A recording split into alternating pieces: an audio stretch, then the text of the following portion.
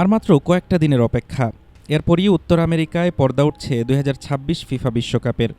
Greatest show on আর্থকে ঘিরে বিশ্বজুড়ে যখন উন্মাদনা তুঙ্গে, ঠিক তখনই সম্ভাব্য শিরোপা দাবিদারদের নিয়ে নিজের খোলামেলা মতামত জানালেন বর্তমান বিশ্ব চ্যাম্পিয়ন অধিনায়ক লিওনেল মেসি। চিরপ্রতিদ্বন্দ্বী ব্রাজিলকে নিয়ে কি বললেন LM10?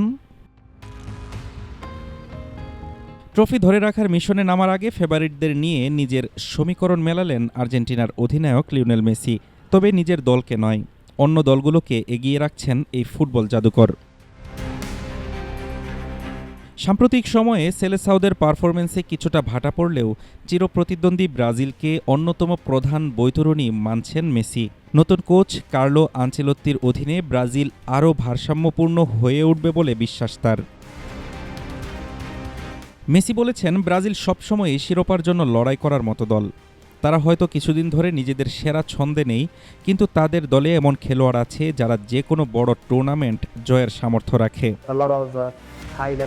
কেবল ব্রাজিলই নয়, মেসির হিসেবে এবারের বিশ্বকাপে সবচেয়ে শক্তিশালী স্কোয়াড নিয়ে নামছে ফ্রান্স, স্পেন এবং পর্তুগালও। এমনকি এই দলগুলো আর্জেন্টিনার চেয়ে ভালো প্রস্তুতি নিয়ে টুর্নামেন্টে নামছে বলেও অকপটে স্বীকার করেন তিনি।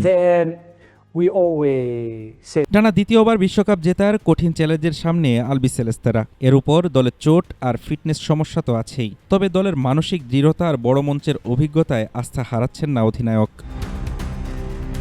হাফিজুর রহমান তুষার, ঢাকা টুডে।